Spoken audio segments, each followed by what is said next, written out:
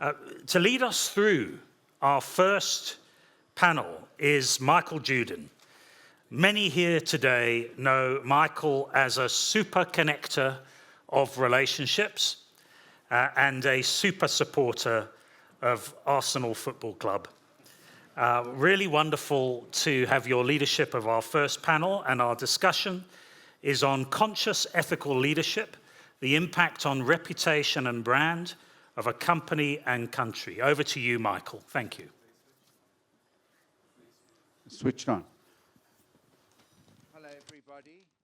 I was thinking at the break, for fear of missing out, that I'm going to not be the only one who doesn't ask you to close your eyes. So what I want you all to do is I want all of you in a moment to close your eyes and say a very deep and very sincere prayer that Arsenal win the league this year.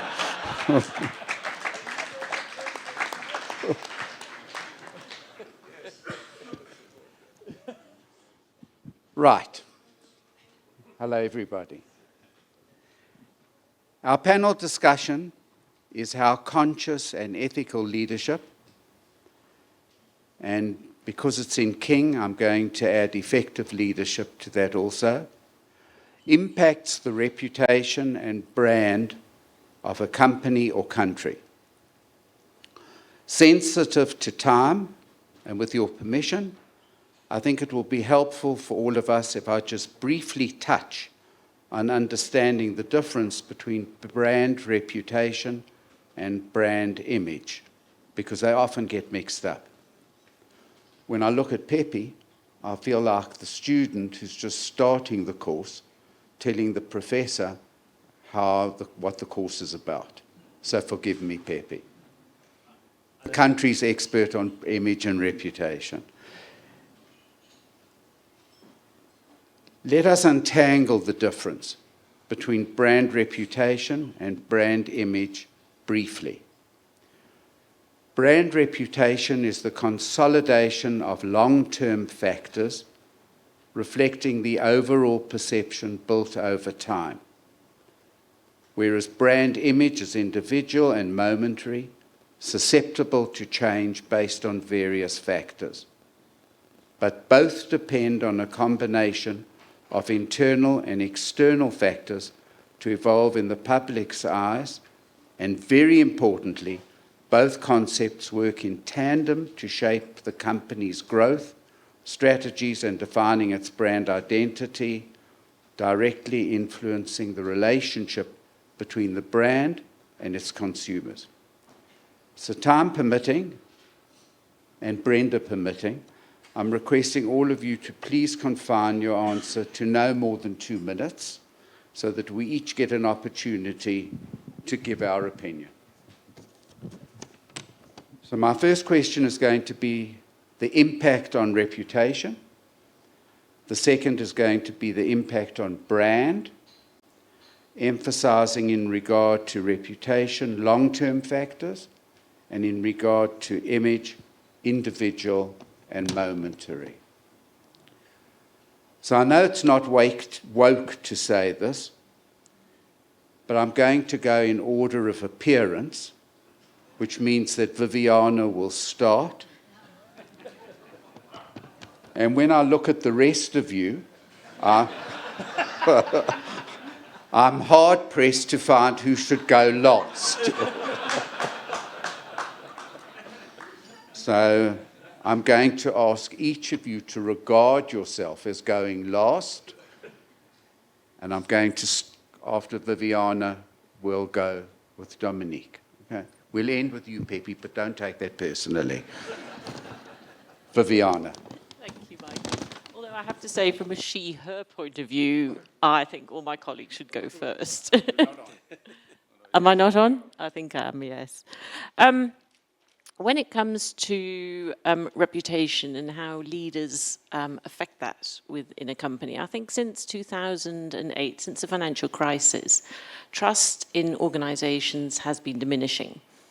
And consumers are more and more interested in what is behind the organization. Who is going to be responsible for this organization? Who am I buying?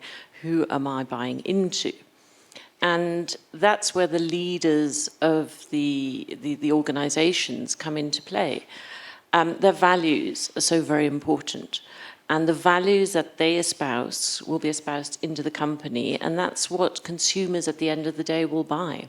If they feel their values align with that of the leader, they're much more inclined to engage with that organization. I think also from a leadership point of view, the culture in the company is so very important. It's a reflection very much of the leader, and how employees feel within a company reflects to the outside world. So again, from a reputational point of view, it's very important that employees feel that they're valued as well.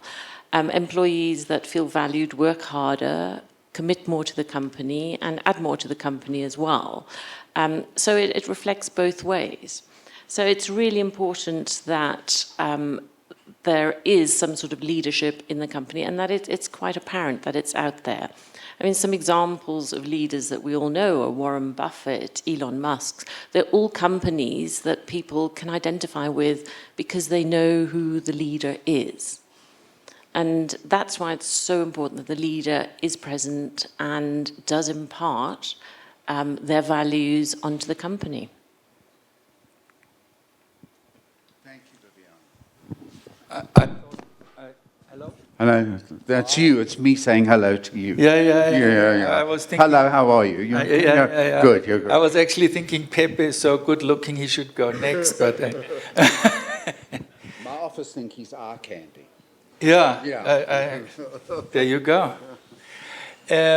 So I think that to put the two words next to each other, reputation and leadership, is quite dangerous, because a lot of organizations try to build their reputation with putting the leader forward. And that's super dangerous, because if anything happens to the leader, whether the leader goes, dies, does something wrong, you risk your whole company's reputation with one person, basically.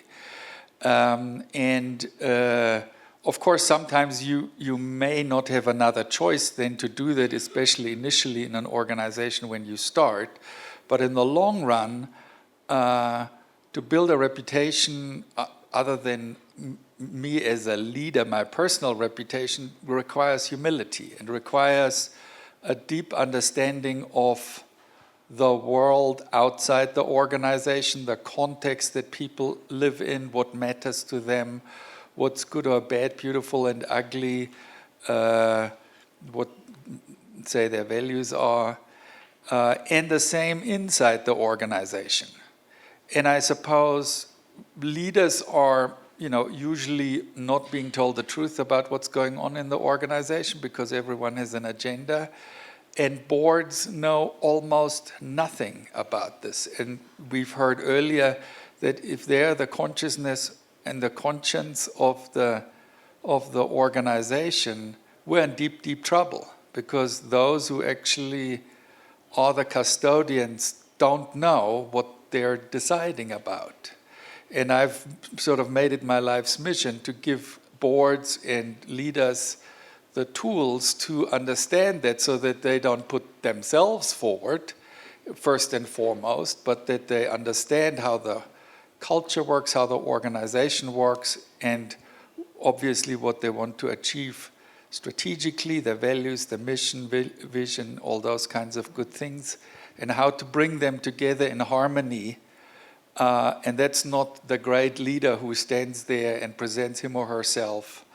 That is someone who has deep sensitivities. And I suppose that's what we should be looking for when we talk about conscious leadership, is to develop those sensitivities and then do what's required and rise to the occasion, rather than put oneself forward as the leader. Thanks, Dominique. Jan? Okay. What I find fascinating with the reputation is that you can spend hundreds of years of building them, and just within 1 second, the whole thing falls apart, especially in the times of social media. And I think what also fascinates me is the idea of conscious companies, because what's happening with conscious companies is it's creating your own ecosystem. When you bring your own value chain into it, all your suppliers, all your customers, you have created your own ecosystem. You are doing just business with each other and people you trust with. And I think that's what fascinates me. And I hope we will get there over time. Yeah, that's my thoughts. Okay. Please, Levin. But just before you do, I think that was a critically important point you made about social media, how you can build a reputation, have one of the most valuable brands, and somebody in Roodepoort can go on to social media and say something about it, and within nanoseconds, millions of people have responded, and the value of a trademark and a reputation's gone in a moment. Maybe, Pepe, you can talk about that when you talk to us about that loss of it in a moment, on Jan's point. Leuben? So when I put leadership and reputation together, I think that the first thing that comes to mind with the role of leadership is that authenticity and, really being transparent in how you behave and on a constant basis to set, the right framework for people. And that transparency that we need to create, because at the end of the day, in an organization, thousands of decisions get made every single day.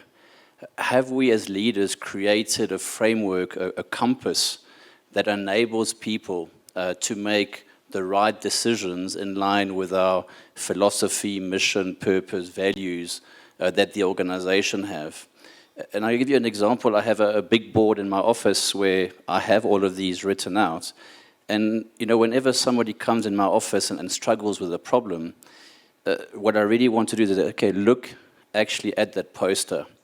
And more often than not, by looking at that poster, if we've done a good enough job at creating transparency about what do we stand for and how should we behave, 90% of the time, the people can actually solve the problems themselves and make the right decisions. So I think that the role of the leaders there is really about enabling, all the decisions that get made every day by all members to really, do it in line with the compass of the organization. And then the last one is really about that caring nature. Whether it be, internally with employees, suppliers, customers, is how do we really take the time to understand them and really look after them? And I think that is built over time, and absolutely you can break it very quickly, but it is something that we need to invest potentially a lot more time than what we do. Often we get caught in dealing with, the fires that are out, but really understanding the challenges that the people, the suppliers, and the customers are facing is really critical to their leadership, to building the reputation on a sustainable basis. Now, I'll just ask you a question.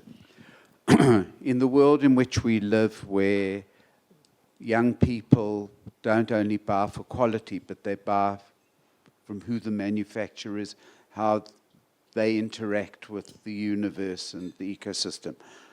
What do you do to ensure that when I walk into a store, I see a Dunlop tire, it's not only that it's a good tire, but that Dunlop's a good company, that by buying a Dunlop tire, I'm buying into something which has value to me. How do you achieve that?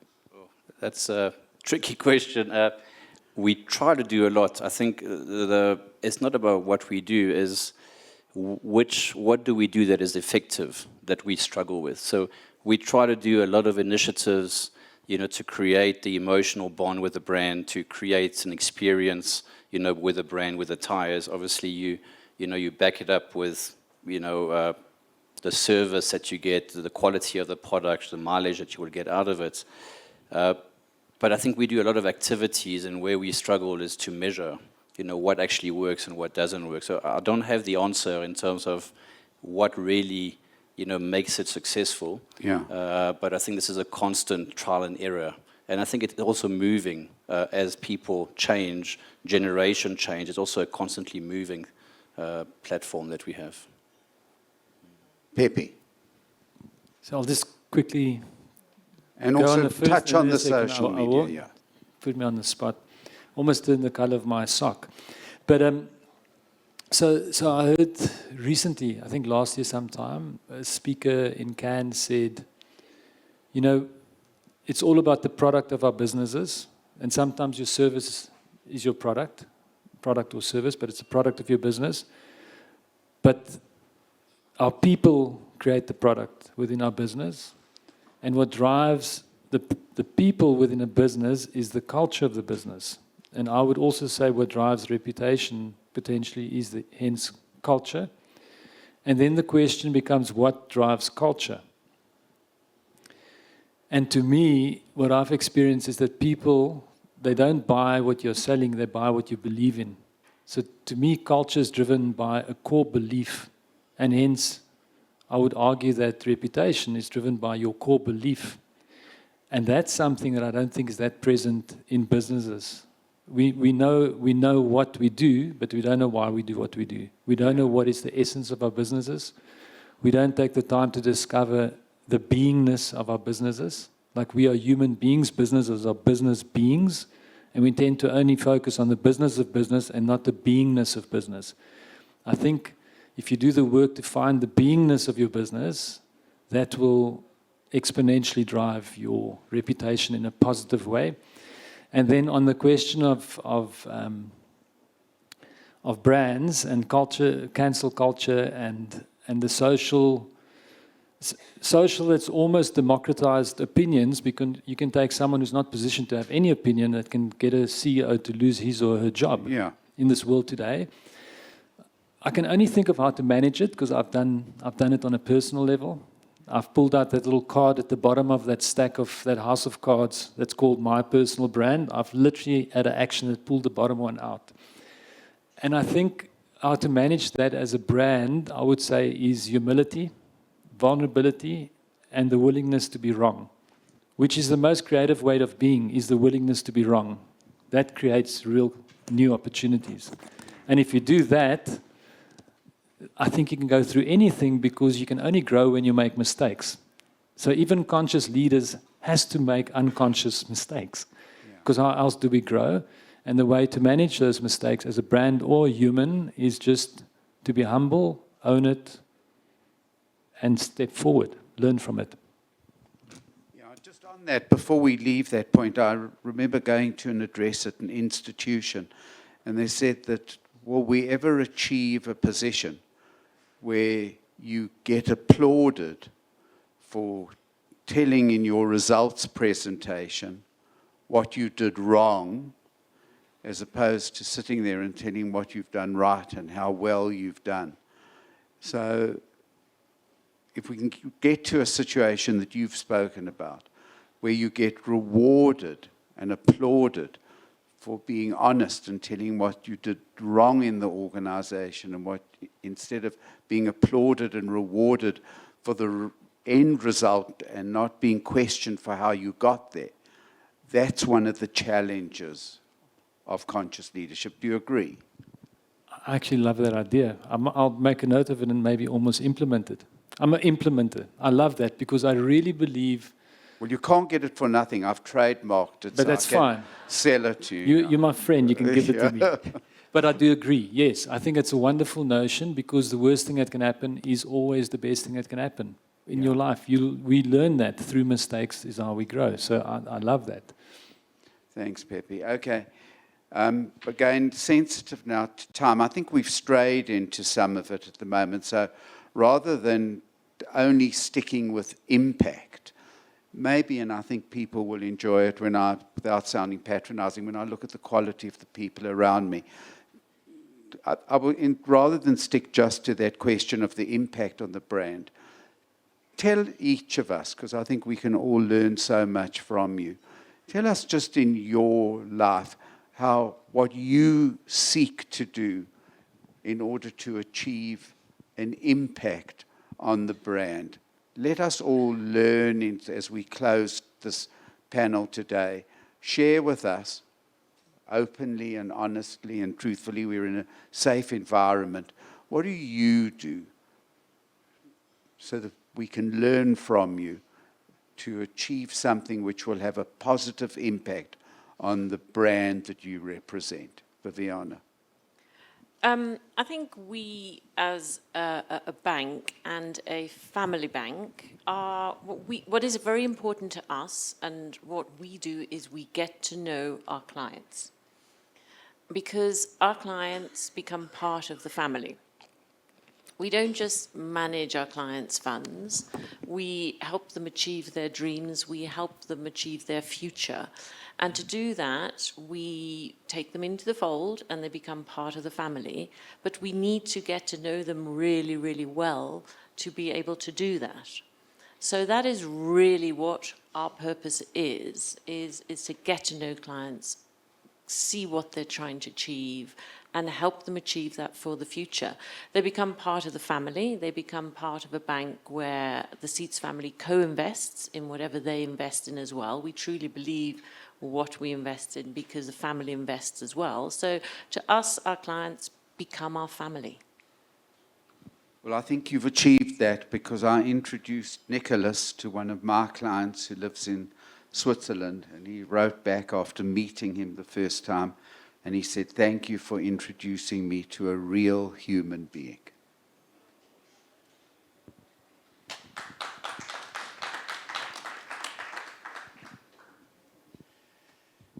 Yeah. Next in our beauty parade. Yeah.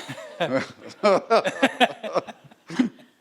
I mean, I'm not really representing a brand. Obviously, we're running a small Now consulting. you are your brand. My brand. Yeah, My own brand. Yeah. Now you put me on the spot here. absolutely. Well, I mean, I suppose we've heard be thyself. Now, the problem, I think, with be thyself is we look at thyself as if it was something static, and it's something that I also always need to listen to. The authenticity is not a relationship to something static, but to something that constantly develops and that I actually develop in dialogue with others, because it depends on who you are, who I am, who are we for each other. And it starts with telling the truth. I mean, I suppose I could say my whole life is an exercise in figuring out how do I actually tell the truth? What is the truth? I love Pepe's conversation about what is the being of a company. We've heard a lot about the being of human beings, I suppose, implicitly. My real life is actually not a reputation researcher, but a philosopher, and I wrote my PhD in philosophy about the being of companies. And obviously the being of companies is closely related to the being of human beings, and therefore who am I authentically in an organization is to be looked at every time afresh. And every time I either rise to the occasion or I don't. And we sort of think leadership is something that's innate. Every day it's new. And every day I either rise to the occasion or I fail to rise to the occasion. And, you know, both is great, because both can lead to wonderful things as long as I, again, tell the truth about it. Yeah. Well, that's why each day is such a wonderful thing. I can't remember who wrote, "The afternoon laughs at what the morning didn't know."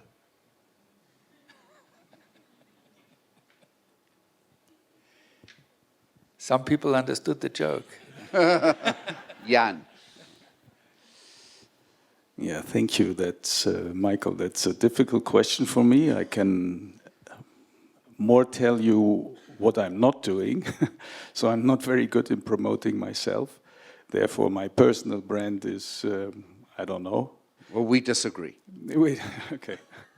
But what we are doing with clients is, And I just touched one idea. We very much also focus on the culture of doing it, and I would like to pick up the idea with the culture, with the failure culture. And there are nice companies like Airbnb and things like that. They are doing fuck-up sessions where they really just join and everyone shares what did not work, and then this way they just learn from each other. Yeah. And we have tested this with the one or the other company. Some customers don't like it. It doesn't fit to the openness of the culture, but for others it's brilliant because suddenly you can openly speak about what's not working. And then you can learn from each other. Yeah. Thank you.